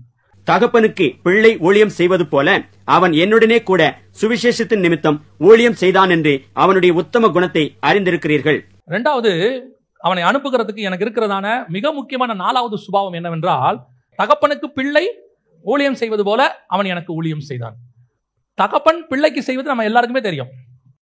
அப்பா பசங்களுக்கு என்ன செய்யறாருங்கிறத நம்ம எக்ஸ்பிளைன் பண்ண வேண்டிய அவசியமே இல்லை. பிறந்ததுல இருந்து அப்பா காப்பாத்திக்கிட்டே வர்றாரு. ஆனா பிள்ளை தகப்பனுக்கு ஊழியம் செய்வதுன்னா என்ன? பிள்ளை தகப்பன் ஊழியத்துக்கு செய்வது போல அவர் செய்யணுமா? இப்ப நமக்கு அதுக்கு ஒரே உதாரணம், பிள்ளை தகப்பனுக்கு ஊழியம் செய்வது யாருன்னு கேட்டீங்கன்னா இயேசு கிறிஸ்து தான். அவர் ஒருத்தர் தான் பிதாவுக்கு ஊழியம் செய்யும்படி வந்தார். வாசிங்க, யோவான் எழுதின சுவிசேஷம் 17ஆம் அதிகாரம் 4வது வசனம் வாசி.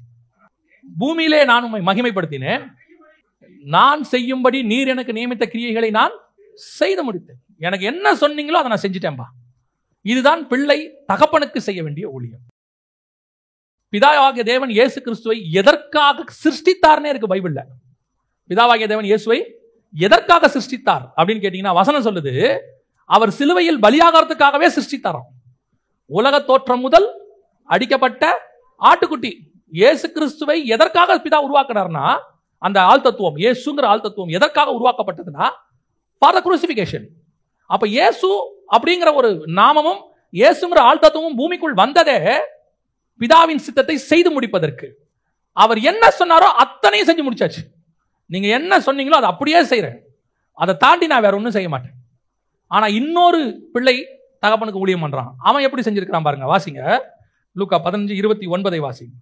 அவன் தகப்பனுக்கு பிரதியுத்தரமாக, தோ இத்தனை வருஷ காலமாய் நான் உமக்கு ஊழியம் செய்து ஒருபோதும் உன்னுடைய கற்பனையை மீறாது இருந்தும் என் சிநேகிதரோட நான் சந்தோஷமாக இருக்கும்படி. நல்லா கவனிங்க, இவன் தகப்பனுக்கு என்ன பண்ணியிருக்கிறான்? ஊழியம் பண்ணியிருக்கிறான். மூத்த குமாரன், நம்ம எல்லாருக்கும் தெரிஞ்ச சம்பவம். ஆனா அவன் பண்ணது எல்லாமே ஊழியம். அவன் சொல்றான், இது வரைக்கும் நீங்க சொன்னதுல ஒன்ன கூட நான் என்ன செய்யல, மீறவே இல்லை. நீங்க என்ன சொன்னீங்களோ அப்படியே பர்ஃபெக்ட்பா. பிள்ளை சொல்றான் அப்பாவை பார்த்து, நீங்க என்ன சொன்னீங்களோ அதே மாதிரி தான் நான் செஞ்சேன், ஒரு கற்பனை கூட மீறவில்லை. இது அப்படியே இயேசு கிறிஸ்துக்கு ஈக்குவல். அவன் சொன்னது இயேசு சொன்னதுக்கும் ஈக்குவல். அவர் சொல்றாரு, என் பிதா எனக்கு நியமித்தவைகளை எல்லாமே நான் வேறு ஒன்றையும் செய்யவில்லை, என் பிதாவின் சித்தத்தை செய்வதே என் போஜனமாக இருக்கிறது. நான் செய்யாத எல்லாமே எனக்கு பிதா என்ன சொன்னாரோ அப்படித்தான், மீறி நான் ஒண்ணுமே சொல்ல, செய்து முடித்தேன். ஆனா இயேசுவுக்கும் மூத்த குமாரனுக்கும் என்ன டிஃபரன்ஸ்? அவங்கிட்ட இன்னொரு லைன் சேர்த்து சொல்றான், என் கற்பனைகள் ஒன்றையும் நான் மீறவில்லை, அப்புறம் என் சிநேகிதரோட நான் சந்தோஷமாக இருக்கும்படி. இவனுக்குள்ள ஒரு எதிர்பார்ப்பு இருந்திருக்கு, ஒரு எக்ஸ்பெக்டேஷன். என்னைக்காவது அப்பா நமக்கு ஒரு ஆட்டுக்குட்டியை கொடுப்பாரு, நம்ம போய் சந்தோஷமா இருக்கலாம். அவன் ஊழியம் செய்யறதுல அவனுக்கு ஒரு எதிர்பார்ப்பு இருந்திருக்கு. இந்த இப்படி அப்பாவுக்கு நம்ம கீழ்ப்படுகிறோமே, அதுக்கு அப்பா நமக்கு ஏதாவது செய்வாரு, ஃப்ரெண்ட்ஸோட இருக்கிறதுக்கு அப்பா கொடுப்பாரு, அப்பா நமக்கு ஏதாவது செய்வாரு. இப்போ இளையகுமாரனுக்கு எக்ஸ்பெக்டேஷனே இல்லை.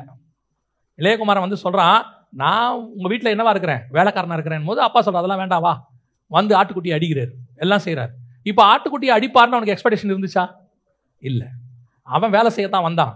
அவனுக்கு ஒரு எக்ஸ்பெக்டேஷன் இருந்துச்சு, எங்க அப்பா வீட்டுக்கு போனா எங்க அப்பா என்ன நல்லா பார்த்துப்பாரு.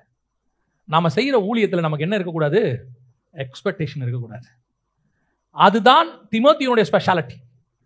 பவுலுக்கு ஊழியம் செய்வான், தகப்பனுக்கு செய்வது போல சொல்லுவான். ஏன்னா அப்பாவுக்கு எக்ஸ்பெக்டேஷனோட ஊழியம் பண்ணுவானா? எங்க அப்பாவுக்கு நான் இப்ப பணிவிடை செய்யறேன், எங்க அப்பா எனக்கு சொத்தை பிரிச்சு கொடுக்கும்போது எனக்கு கொஞ்சம் எக்ஸ்ட்ராவா கொடுப்பாரு, அப்படி நினைச்சு நீங்க செஞ்சீங்கன்னா அந்த ஊழியம் சரியான ஊழியம் அல்ல. உங்க அன்புல ஏதோ ஒரு டிராபேக் இருக்குன்னு அர்த்தம். சில நேரத்தில் சிலர் சொல்லுவாங்க, செத்துருவாங்க, கடைசி காலத்துல நான் தான் வச்சு பார்த்தேன், எனக்கு ஒன்னுத்தையும் வச்சுட்டு போல. அப்ப இவன் எதுக்கு பார்த்தான்? ஏதாவது செய்வார்னு பார்த்தான். ஆனா அப்ப நம்ம கேட்கணும்னு வச்சுங்க, அப்ப நீ அப்படிதான் அதுக்கு தான் பார்த்தியா? நான் அப்படியெல்லாம் பார்க்கல, ஆனாலும் செய்யணுமா இல்லையா? அவன் செய்யறான், செய்யல, எனக்கு அது தேவையே இல்லை. ஏன்னா என் தகப்பனுக்கு ஊழியம் செய்கிறது அது எனக்கு நியமிக்கப்பட்ட கட்டளை, நான் செய்கிறேன், அவ்வளவுதான். அது கர்த்தர் எனக்கு சொல்லி கொடுத்தது. இதுல எனக்கு எந்த எதிர்பார்ப்பும் கிடையாது. எக்ஸ்பெக்டேஷன் வந்துட்டா அதுக்கு பேர் வேலை. நான் செய்யறதுக்கு எனக்கு ஒரு பலனை எதிர்பார்த்தால் அதற்கு பேர் வேலை.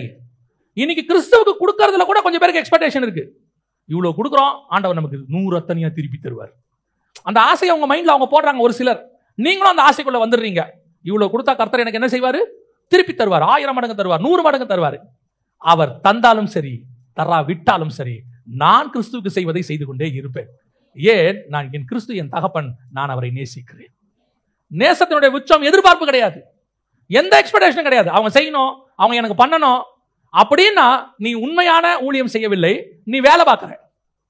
நான் எப்பவுமே சொல்வேன், ஒரு தகப்பனுடைய தாயினுடைய வேலை பிள்ளைகளை நல்லபடியாக வளர்த்து அனுப்புவது. அப்போ பிள்ளைகளை எதுக்கு வளர்த்து அனுப்புறோம்? நாளைக்கு அவங்க நம்மளை பார்க்கணும் இல்லையா? No expectation. அவன் பார்த்தாலும் சரி, அவன் பார்க்க விட்டாலும் சரி. பார்த்தா அவனுக்கு நல்லது, அது கிறிஸ்து அவனுக்கான பலனை கொடுப்பாரு.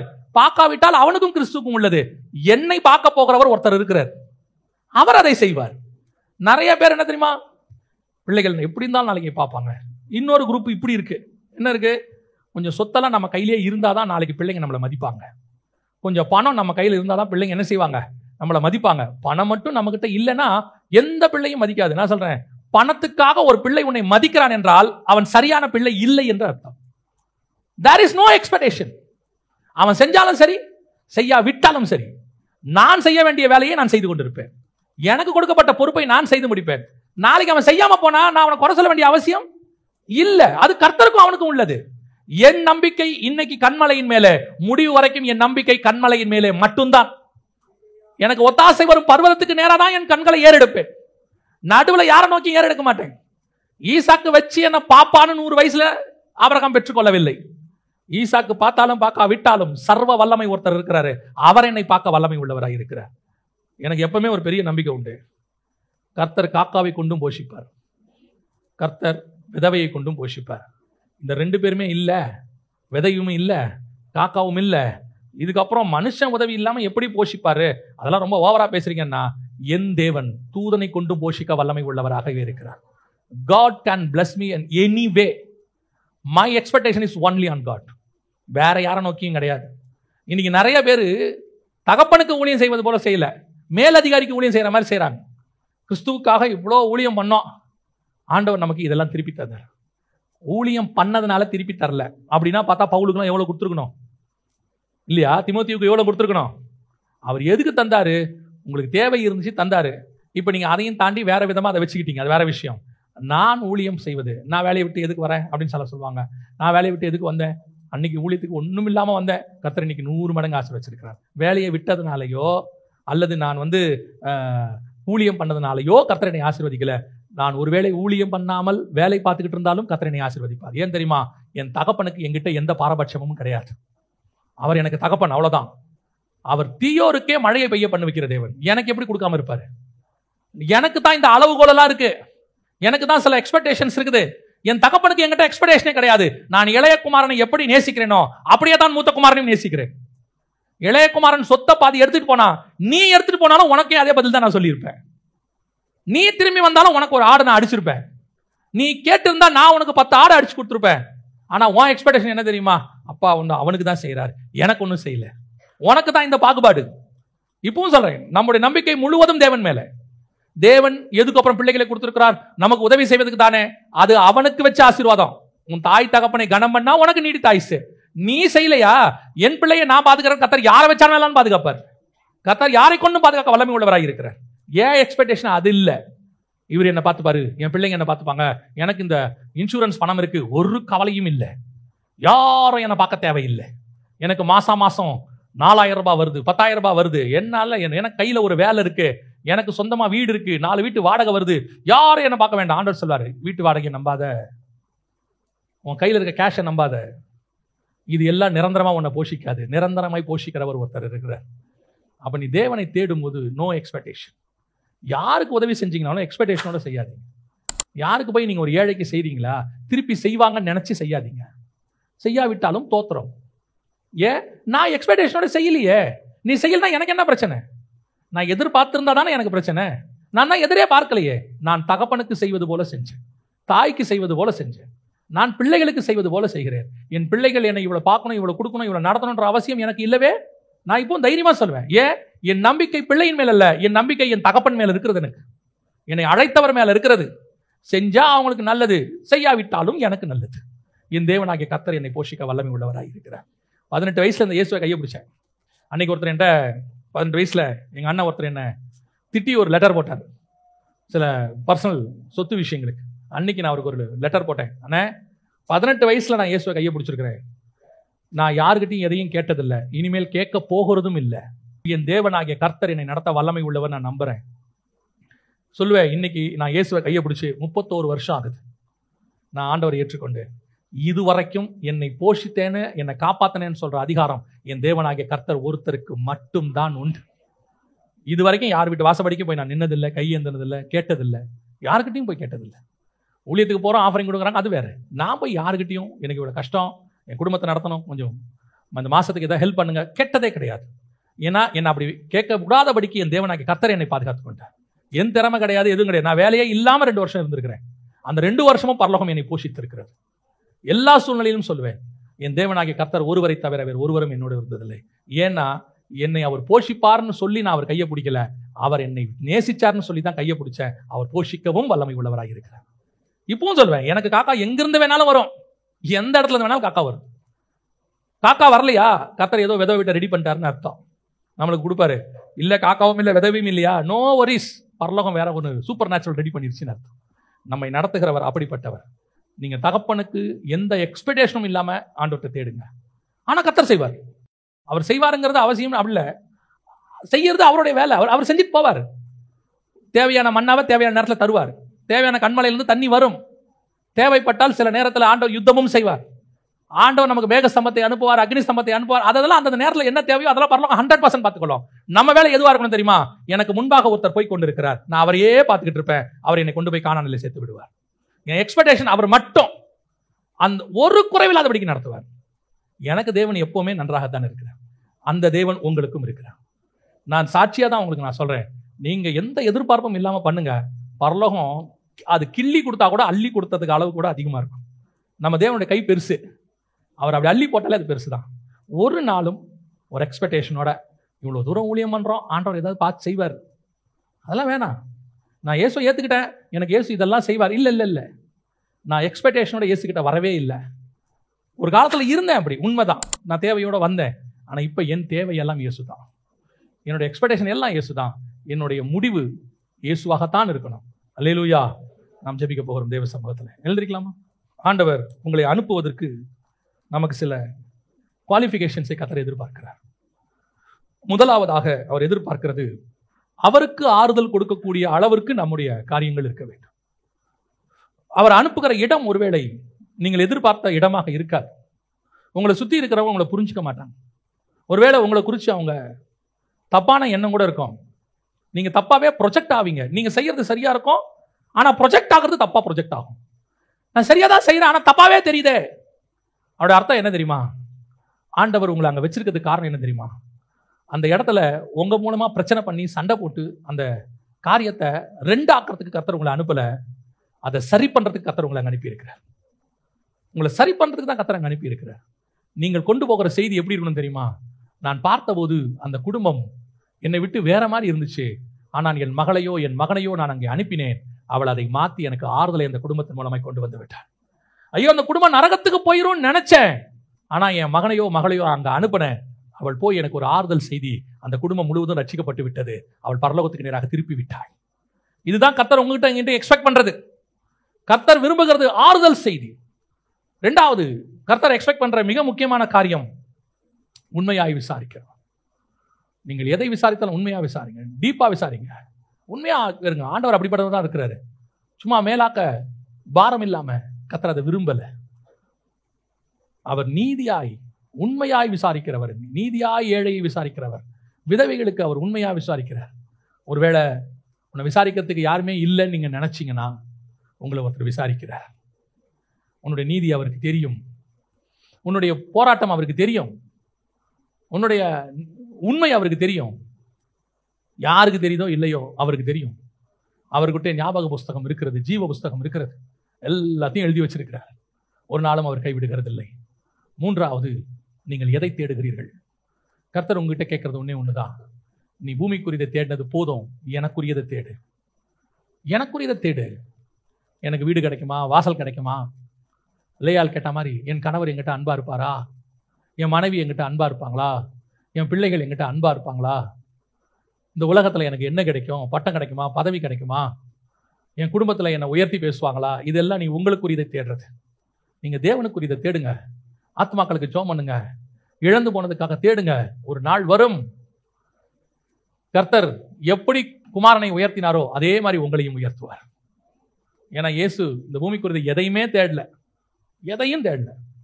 உலகத்தின் ராஜ்யம், அதை மகிமை மொத்தத்தையும் கொண்டு வச்ச போதும் அதை வேணான்னு தூக்கி அடிச்சுட்டு போயிட்டார். அதே தேவன் நம்மோடு இருக்கிறார், அதை நம்மகிட்டையும் எக்ஸ்பெக்ட் பண்றார். கடைசியாக அவருடைய எதிர்பார்ப்பு, தகப்பனுக்கு பிள்ளை செய்வது போல செய்வார். சொத்து எதிர்பார்த்து, எதையாவது எதிர்பார்த்து அப்பா அம்மாவுக்கு ஊழியம் பண்ணக்கூடாது. உங்களுடைய அப்பா அம்மாவுக்கு செய்யறதுல எதிர்பார்ப்பே இருக்கக்கூடாது. No expectation. அதே மாதிரி பிள்ளைங்க கிட்டயும் நோ எக்ஸ்பெக்டேஷன். நம்முடைய எக்ஸ்பெக்டேஷன் ஒன்லி ஆன் காட்.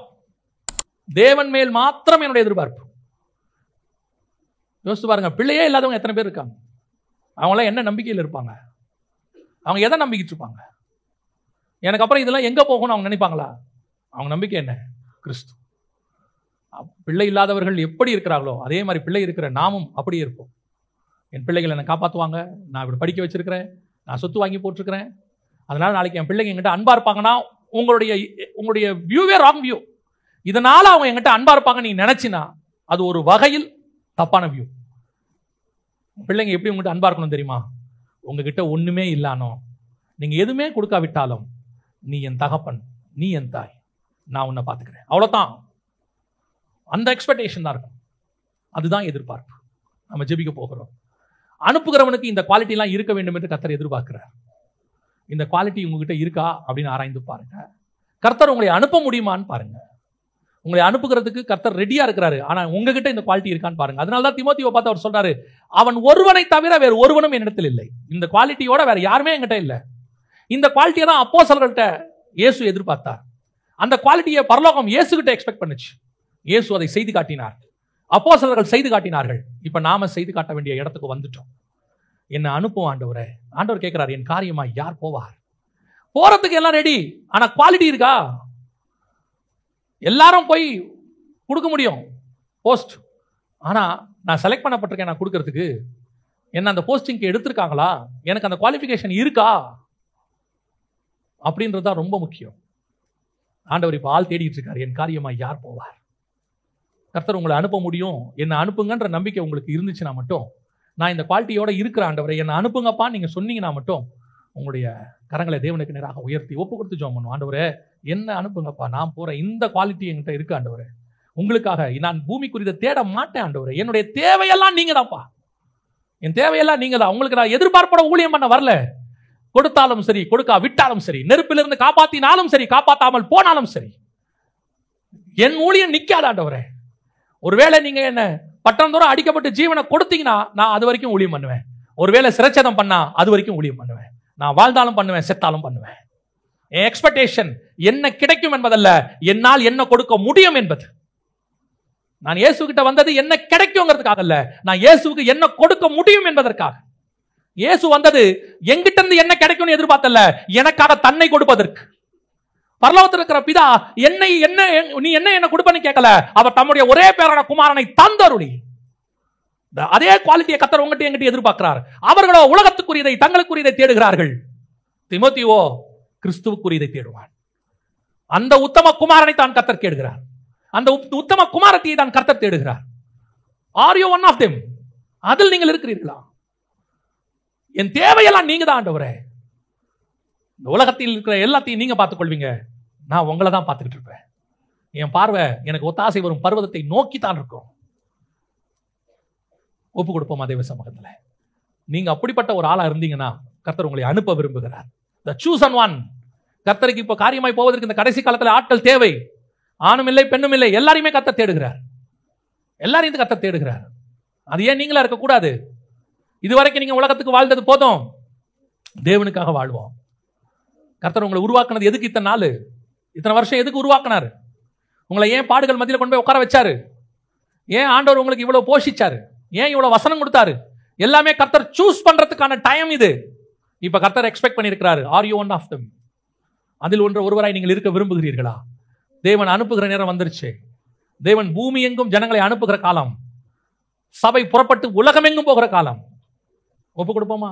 அப்படி ஒப்பு கொடுத்து ஜெபிக்க விரும்புறவங்க எல்லாம் கரங்களை ஆண்டவருக்கு நேராக உயர்த்தி, ஆண்டவரே என்னை நான் தருகிறேன் ஆண்டவரே, ஐ கமிட் மை செல்ஃப் லார்ட்.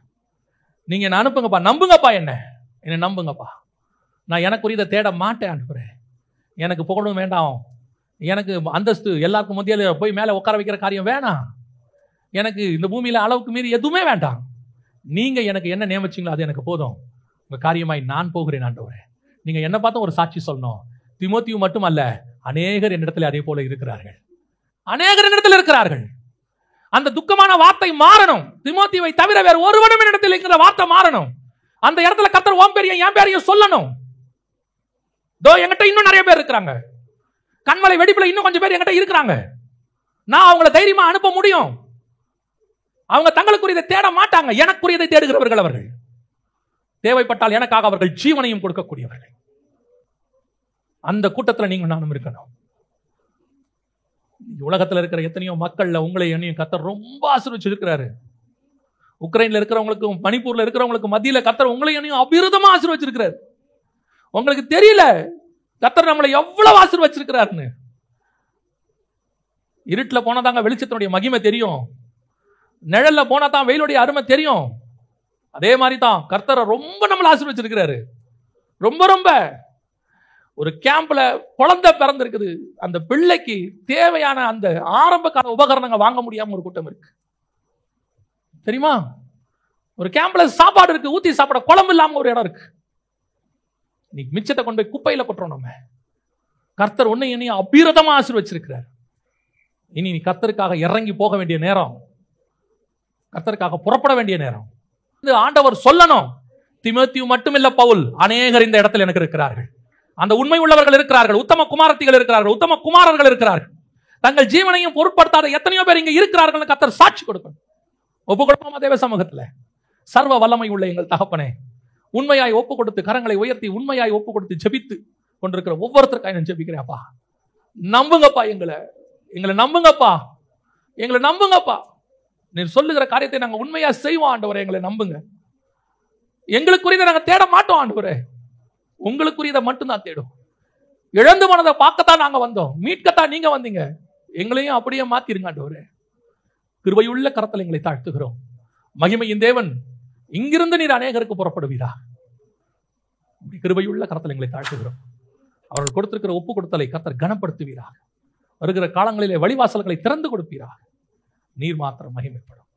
எங்கள் ஆண்டவர் இயேசுவின் நாமத்தில் பிதாவே.